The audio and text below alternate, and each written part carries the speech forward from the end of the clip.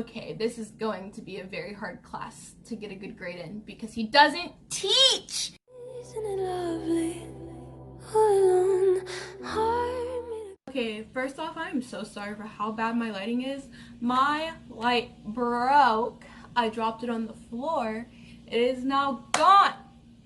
So, I wanted to do my worst high school experiences because I'm going to be going into my senior year, so I feel like I have quite a few experiences. And I'm not just trying to be a relatable teen. Low-key are. But like, did I literally just laugh at my own joke? So yeah, let's get in with the video. I may be a hot mess. Minus the hot part. But these stories are literally like, it only happens to me. Like, literally mind blown. Like, this stuff must only happen to me. Because, like, the amount of times that, like, something went wrong in, like, just the first year of my high school, it's literally ridiculous. It's not okay. Like, I'm just like, these tan lines are making me so mad. Okay. So even though I'm black, I need to like tan. It's not okay. Okay, my first experience is from freshman year. So I had this algebra teacher who I hated. We're gonna call her Miss Apple. Now, Miss Apple, to this day, I come back and visit Miss Apple. But my freshman year, I'm not gonna say hate, because hate is a very strong word. But I pretty much hated her.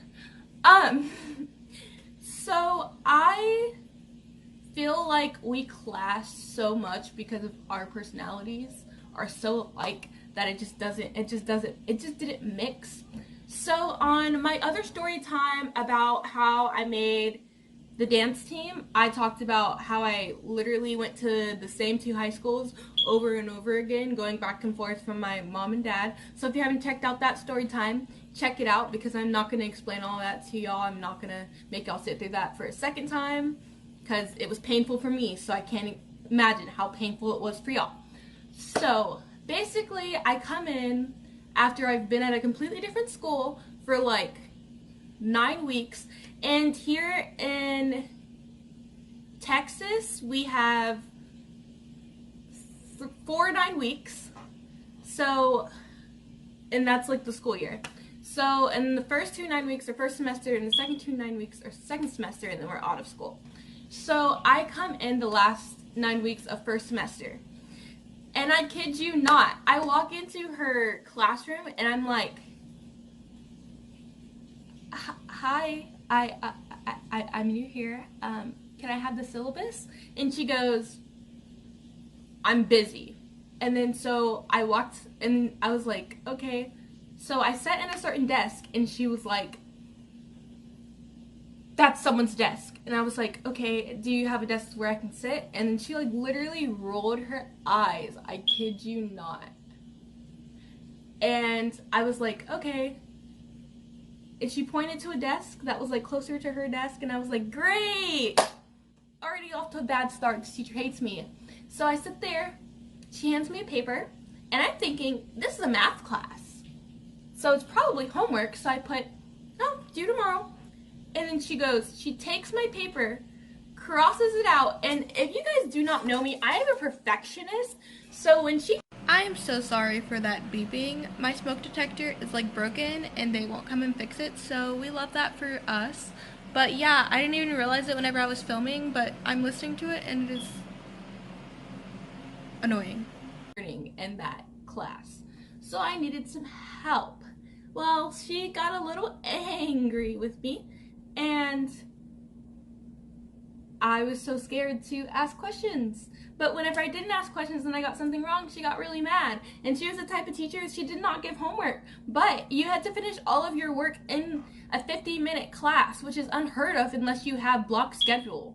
Because it's really hard to get a whole worksheet done in 50 minutes. But honestly, I ended up missing not having homework. my sophomore and junior year. So I mean, I liked it eventually, but it was really hard because I'm a person that has to work at home because one, I get distracted, two, I need extra time.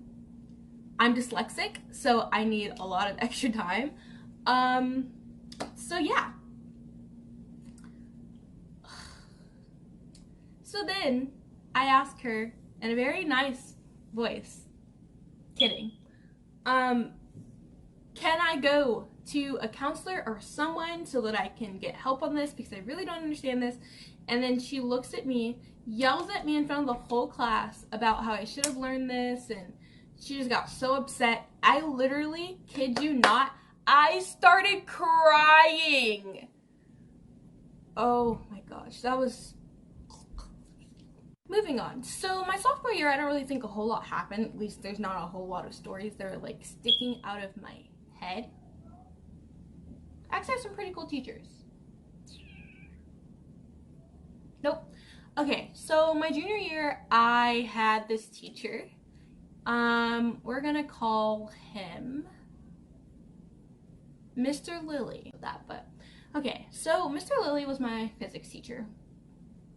And I'm reluctant to tell this story only because this was just this year and I'm like scared. Like, not that I'm a huge YouTuber or anything, like he's gonna... Baby girl, you're not gonna see it, but I don't know. It just, it scares me. Okay, anyways, so this teacher, from the back, I was like, okay, this is going to be a very hard class to get a good grade in because he doesn't teach at all. This teacher literally would tell us stories about how he killed someone in Chicago, how he bashed someone's head in with a bat, how he literally had to work for a morgue because the government made him because of how much trouble he had gotten into. How he was always running from the police. Literally, how are you a teacher? Like, just one question. He would tell us that he always carries a pocket knife in his pocket. He literally pulled it out. But these stories were actually pretty interesting. I'm not complaining about that because even if they were not true, like, they were actually pretty cool. But I'm not good at science. I need you to teach. Literally, there was nothing on the test about how he freaking, I don't even know, had to threaten his daughter's boyfriend.